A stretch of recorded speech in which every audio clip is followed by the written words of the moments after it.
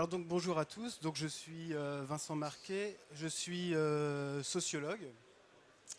Je travaille actuellement à l'Université de Bordeaux et à IRSTEA sur des questions de programmation de la recherche et dans le domaine de l'eau. Et ce que je vais vous présenter ici sont une partie des résultats obtenus dans mon Alors, travail de si vous pouvez thèse. parler Ah devant oui, le micro, c'est vrai je que vais le mettre comme ça, là. Ah, ça change tout.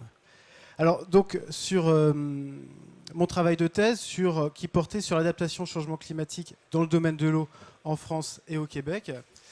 Et là, ce que je vais vous présenter, donc, c'est un point un peu particulier. Alors, je vais le présenter comme étant peut-être au centre de décision, des décisions, etc. Ça reste quand même l'incertitude que je vais vous présenter. Un point, on va dire, mineur dans la gestion de l'eau, en tout cas concernant le changement climatique. Et ce que je vais vous présenter, donc, on voit souvent l'incertitude comme une difficulté, comme une déveine. Mais ce que je vais essayer de montrer ici, c'est que l'incertitude, pour une partie des acteurs, surtout des acteurs parties prenantes, eh bien, l'incertitude peut aussi être une ressource, peut être aussi une aubaine pour la décision. Alors, un petit point rapide sur les questions de changement climatique et de gestion de l'eau, en tout cas sur les expertises. Donc les fleuves et les estuaires, vous le savez, sont désignés comme des territoires particulièrement vulnérables. On peut se rapporter aux travaux du GIEC, notamment pour avoir des expertises sur ces points-là. Qu'est-ce qu'on nous dit en fait Donc il est important à présent d'intégrer l'adaptation au changement climatique dans la gestion de l'eau, d'intégrer également les incertitudes qui vont avec, et donc qu'il est nécessaire de recomposer les dispositifs de gestion de l'eau. Alors on voit deux aspects ici. On a une première incertitude qui relève de l'incertitude de connaissances. Nos incertitudes, les connaissances qu'on a sur les impacts des changements climatiques, et une seconde incertitude sur la capacité à gérer ces impacts. Est-ce qu'on a les bons modes de gouvernance? Est-ce qu'on a les bons dispositifs de gestion de l'eau? Donc, qu'est-ce qu'on a? On a des nouvelles pratiques de gestion et des nouvelles politiques de l'eau qui sont proposées, des nouveaux outils de gestion de l'eau qui sont proposés. Par exemple, on voit de plus en plus de concertation qui est associée à l'incertitude, peut-être éventuellement aussi de revoir les cartes du risque, des propositions de nouvelles occupations du territoire. Voilà donc un peu tout ce qui entoure ces questions d'adaptation au changement climatique et d'incertitude climatique dans la gestion de l'eau. Mais ce n'est pas vraiment l'axe que je vais travailler. Je ne vais pas voir comment moi j'aurais proposé des alternatives, mais plutôt de voir, face à ce discours-là qui est amené, face à ces expertises qui sont présentées, comment les acteurs de l'eau s'arrangent avec l'incertitude climatique. Alors, quand je parle de s'arranger avec les incertitudes, je fais référence particulièrement des travaux déjà qui ont été faits par d'autres sociologues sur les nanotechnologies, sur les OGM. Et ce qu'on va voir, en fait, c'est quelques déconvenues que j'ai eues lors de mes études de terrain. J'ai travaillé sur 3 terrains, sur la gestion d'une crue exceptionnelle, donc de la rivière Richelieu au Québec, qui a lieu au printemps 2011.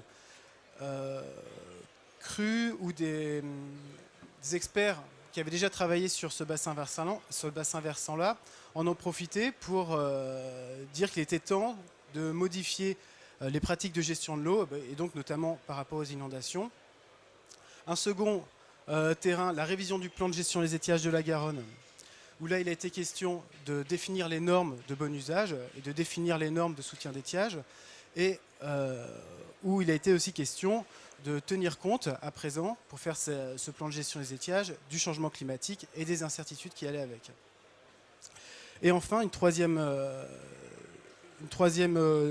dispositif de gestion, la prospective participative Garonne 2050, donc menée par l'agence de l'eau Adour-Garonne, qui visait à proposer un nouvel outil de gestion de l'eau, donc de savoir comment sera la Garonne en 2050, et donc de prendre dès à présent les décisions pour mieux gérer l'eau. Alors donc j'ai suivi ces différents dispositifs en participant à toutes les réunions, en tout cas une très grande partie, en allant interroger les participants à ces réunions, les acteurs de l'eau, les élus, les acteurs parties prenantes, les gestionnaires, donc en suivant également la presse et les médias, notamment pour la gestion de la crue de la Richelieu, et puis un travail sur les documents institutionnels et sur les archives. Alors, le premier territoire donc, que j'ai étudié, là on a le bassin versant de la rivière Richelieu. Alors on voit qu'il y a une zone grisée, donc c'est les États-Unis. C'est un bassin versant qui est à la fois aux États-Unis et au Canada. Montréal est juste au-dessus de la carte. Donc la rivière Richelieu, c'est un affluent du Saint-Laurent. Un territoire très plat, on est entre 0 et 60 mètres au-dessus du niveau de la mer. Et comme vous pouvez le voir sur la photo aérienne qui est à côté, un territoire qui est extrêmement anthropisé et aménagé. Là, on a c'est Saint-Paul de l'Île-aux-Noix, donc des gens qui sont clairement construits en zone inondable. Alors, donc, dans ma thèse, je tente d'expliquer ça, comment on arrivait en fait à telle urbanisation, à construire autant en zone inondable. Et parallèlement à tout cet aménagement, on a des travaux. Alors, certes, ils sont encore peu nombreux à cette époque. Il y en a eu d'autres entre-temps sur les risques climatiques sur ce territoire-là. Alors, il y en a qui ont plus une échelle canadienne, voire québécoise, et d'autres beaucoup plus précises. Et ce qui était intéressant, c'est que les experts en hydrologie qui modélisaient les différents bassins versants du Québec avaient énormément de difficultés à modéliser le bassin versant du Richelieu. Donc, disaient, on a énormément de difficultés à vous dire quels seront les risques d'inondation sur ce territoire-là. On a finalement, toutes ces expertises-là sont assez peu entendues, sont assez peu visibles dans le débat public. On a un risque d'inondation qui est très peu présent. On en parle extrêmement peu sur ce territoire-là, jusqu'au jour où la crue arrive, donc une crue de débâcle au printemps 2011. Donc il y a plus de 3000 maisons inondées. C'est une crue qui dure extrêmement longtemps parce qu'elle dure plus de 2 mois. Donc évidemment des dommages énormes, un plan d'urgence qui est mis en place par le gouvernement et un décret réautorisant la construction en zone inondable. Ce à quoi donc un collectif de scientifiques s'est exprimé. Donc vous avez l'article ici qu'ils ont publié dans le Devoir, donc qui est une presse au Canada. Donc ils ont parlé d'occasion manquée pour dire on a finalement cet événement extrême qui est arrivé. Est-ce que ce n'est pas l'occasion de revoir la manière dont on aménage ces territoires? Est-ce que là finalement ce n'est pas l'occasion d'empêcher de construire en zone inondable? Alors, je vous l'ai dit, le décret a fait qu'on reconstruisait en zone inondable. Alors moi, je suis arrivé sur ce territoire-là avec une grosse interrogation. Finalement, pourquoi, alors qu'on a des expertises qui disent qu'il ne faut plus construire dans ces territoires-là, on a une crise majeure qui arrive. Pourquoi cette situation? C'est ce que j'ai tenté d'expliquer. Alors pourquoi les expertises ne conduisent pas à des changements? Eh bien, principalement, en fait, parce que la politique de l'urgence qu'on met en place interdit des définitions alternatives des problèmes. Alors, qu'est-ce que je veux dire par là? C'est que la façon dont on a géré la crue, on l'a géré comme un événement exceptionnel et on ne l'a absolument pas mis en relation avec une gestion plus longue, sur plus long terme, des problèmes de ce territoire-là. Que ce soit dans les espaces confinés, donc les espaces de décision à porte fermée, où on est juste dans ces espaces-là entre élus locaux qui défendaient le développement local et puis des représentants du gouvernement qui voulaient éviter de payer la facture. Alors, dans cet espace de négociation-là, on a extrêmement peu parlé des incertitudes. Ce n'était pas du tout finalement les termes de débat. On était entre l'application de la réglementation ou le développement local, entre les risques qu'on risquait de faire encourir à ces communautés d'un point de vue financier et de la balance des municipalités, et puis l'application de la réglementation. Et dans l'espace public, où on aurait pu penser que finalement ces déclarations de scientifiques pourraient avoir une audience, ce dont je me suis rendu compte, c'est que la justification compassionnelle, l'aide aux victimes qu'on voyait très régulièrement dans les journaux, a empêché finalement ce discours-là, ce discours scientifique, d'émerger et de vraiment faire débat dans l'espace public. Je dessine à grands traits, évidemment. Si, je vous renvoie à ma thèse, si vous voulez avoir beaucoup plus en détail comment ça s'est déroulé, ce point-là. Le second cas d'étude, la révision du plan de gestion des étiages, où là je l'ai abordé en étant quasiment persuadé qu'on aurait énormément de conflits, que la certitude allait jouer un rôle majeur dans la manière dont les acteurs allaient se répartir. Alors, qu'est-ce que c'est d'abord le le plan de gestion des étiages. Donc c'est un outil de planification dans le domaine de l'eau, à portée réglementaire et financière. Il vise à permettre donc la coexistence de tous les usages et le bon fonctionnement écologique pendant la période d'étiage, donc pendant la période de manque d'eau. Alors, ce PGE que j'ai étudié, il est sur la Garonne. Vous avez une carte ici qui présente les prélèvements sur la Garonne en période d'étiage. J'ai entouré en rouge, bon, on voit bien qu'il y a un prélèvement qui est particulièrement problématique sur ce territoire-là, donc qui est l'agriculture irriguée en maïs, donc qui prélève énormément avec peu de retour au milieu. C'est évidemment un sujet de conflit énorme sur la Garonne, et très ancien. Hein. Ça fait depuis très longtemps qu'il y a des problèmes sur la gestion des étiages. Donc, comment on le gère traditionnellement sur la Garonne, hein. On a 6 barrages en amont, et donc on fait du soutien d'étiage en été pour subvenir aux besoins. Vous vous doutez bien que l'indicateur qui nous dit quel est le bon niveau d'eau dans la Garonne est un indicateur sur lequel il y a énormément d'enjeux, puisque c'est avec cet indicateur-là qu'on va définir qu'est-ce qu'on relâche dans la Garonne. Donc, quelque chose qui est très conflictuel. Et lors de cette révision-là, il est question d'ouvrir à la participation. Donc, les parties prenantes sont invitées à venir discuter. On va aussi commencer à parler de changement climatique et donc de toutes les incertitudes qui l'entourent. Alors, pourquoi moi, j'ai abordé ce terrain-là en envisageant surtout du point de vue du conflit, c'est que on a ce territoire qui est déjà très conflictuel. On est en 2010, et en 2010, on a encore, dans l'espace public, on parle énormément de climato-sceptiques. C'est vrai que c'est plus le cas aujourd'hui. J'arriverai peut-être sûrement pas de la même manière si je devais aborder ce terrain-là. Et au cours des différentes concertations, des experts du climat, donc il y avait des gens de Météo France qui étaient présents, ont refusé de justifier, ou en tout cas d'asseoir les propositions qui étaient faites par les gestionnaires de l'eau. Hein. Donc ils ont dit non, moi je ne peux pas me prononcer en faveur de ce que vous présentez, c'est trop difficile pour moi de savoir si c'est réel ou non, il y a trop d'incertitudes. Donc tous ces éléments-là m'ont invité à penser qu'on allait vers des conflits. Alors, c'est absolument pas ce qui s'est passé. Hein. L'incertitude n'a pas du tout conduit à des controverses, et même les débats ont été particulièrement atones sur le sujet. Hein. Alors comment je l'explique ? Pour moi, il y a une forme d'appropriation stratégique de l'adaptation et de l'incertitude. Hein. On a justifié pour les gestionnaires. C'est très intéressant de parler d'incertitude puisque ça permettait de justifier le passage à la concertation. On ne peut plus décider uniquement sur des critères experts. Il convient de décider collectivement, étant donné que le modèle qu'on avait auparavant n'est plus valable. Et surtout, pour les différents acteurs qui étaient autour de la table, introduire l'incertitude dans les débats n'a absolument pas changé les solutions qu'ils proposaient. Les gens qui étaient pro-stockage, on continue de justifier le stockage, les conditions changent, créons des barrages pour pouvoir gérer le changement climatique, ou alors revoyons le DOE, le débit objectif d'étiage, qui n'a plus lieu d'être à cette hauteur-là si les conditions climatiques changent. Pourquoi conserver le même niveau si finalement le climat a changé ? D'autres, on va dire, plus proches de France Nature Environnement, eux continuaient de proposer un changement de système. Hein. Il faut stopper cette forme d'agriculture irriguée qui consomme autant d'eau. Mais donc, qu'est-ce qui s'est passé ? C'est qu'on a ménagé collectivement un niveau d'incertitude raisonnable, à la fois pour conserver l'instrument, c'est-à-dire la concertation, et puis les marges de redéfinition de problèmes.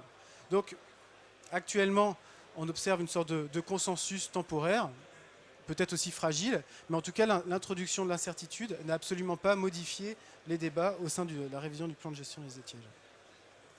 Enfin, la prospective participative Garonne 2050. Donc, comme je vous l'ai dit, donc, il y a un outil d'aide à la décision qui articule expertise et participation donc, sur ce territoire, hein, qui est le même, qui est la Garonne, où il y a énormément de conflits d'usage. Alors, j'ai illustré ici, la prospective participative, elle est très longue, il y a eu beaucoup d'événements au cours de cette prospective, mais ce qu'on a observé, c'est que quelque chose d'assez classique quelque part, hein, plus on a avancé dans la prospective, et moins les acteurs qui étaient invités à la concertation étaient présents. Plus en fait on s'est resserré sur un groupe d'experts en fait qui a décidé. Et l'incertitude qui était initialement placée au centre de la démarche, hein, qui voulait se traduire par la prévision finalement à la prospective par scénario. Hein. C'est ce qu'on voit en bas ici. Là, c'est une des représentations de la Garonne en 2050, hein, donc où on proposait des solutions sur les avenirs de la Garonne, donc où il y a plus ou moins de stockage, plus ou moins de modification des pratiques,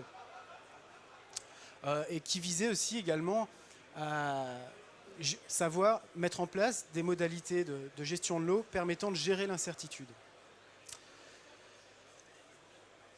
L'incertitude qui était pourtant au cœur de la problématique initiale, hein, qui a été très peu présente dans les résultats, alors, qui selon moi s'explique par une politisation fonctionnelle du groupe projet, donc c'est-à-dire les gens qui avaient en charge de réaliser cette prospective ont anticipé les possibilités que montrer des résultats catastrophiques ou de montrer beaucoup d'incertitudes dans la manière de gérer l'eau conduirait à une défiance, créerait des difficultés à promouvoir cette méthode, créerait des difficultés à enrôler leurs élus notamment.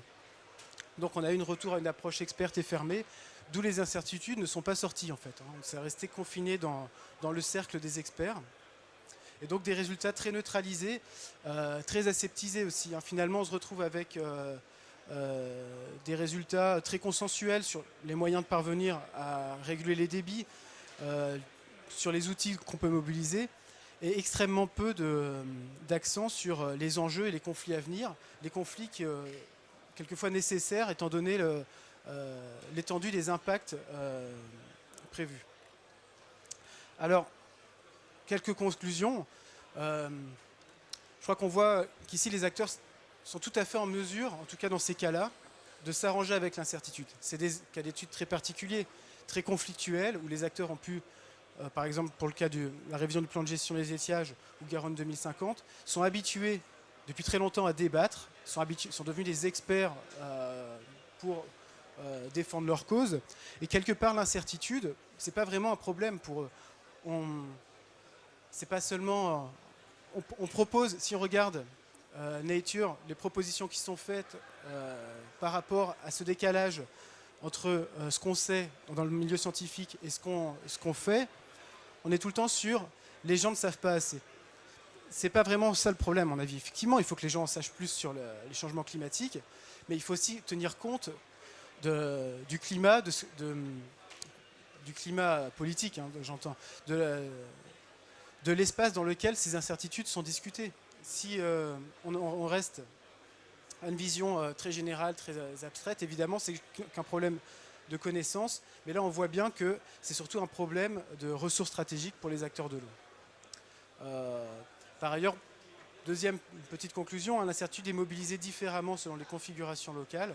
On voit bien que là, c'est des approches très stratégiques qui ont parfois tendu à écarter l'incertitude, parfois à la mobiliser stratégiquement, mais que globalement, quand même, telle qu'elle est mobilisée dans ces cas-là, elle contribue à alimenter le statu quo ou de l'adaptation par ajustement. Alors ça renvoie à un mode d'adaptation en fait assez conservateur. Hein. On parle de dépendance au sentier. Hein. Donc on conserve en fait quelque part les mêmes solutions à un problème qui est en train de changer. Et pour autant, je ne voudrais pas terminer sur faire croire que je pense que tout est verrouillé. Hein. C'est absolument pas le cas. On sait qu'il y a des effets d'irréversibilité dans l'appropriation. Hein. Les acteurs, là, ont commencé à se saisir de ces incertitudes. Il n'est pas dit qu'ils arrivent à s'en défausser une fois qu'ils ne voudront plus en entendre parler. Et donc, il y a des choses à observer sous cet aspect-là. Les controverses également qui peuvent être générées par les incertitudes. Rien ne dit qu'elles contribuent à ensuite générer du statu quo. Elles peuvent tout aussi bien déboucher sur des changements dans les modes de gestion. Et enfin, bon, beaucoup d'autres possibilités de changement existent. Hein. On sait que des institutions qui perdurent dans le temps peuvent continuer aussi à remettre sur la table ces incertitudes et peuvent finir par obtenir gain de cause sur des acteurs qui peuvent changer. Sur des acteurs qui peuvent changer à la fois dans leur comportement, dans leur façon de voir les choses, mais aussi autour de la table, il y a un turnover des acteurs qui pourrait permettre à ces institutions qui portent l'adaptation ou les incertitudes d'obtenir gain de cause. Voilà, merci.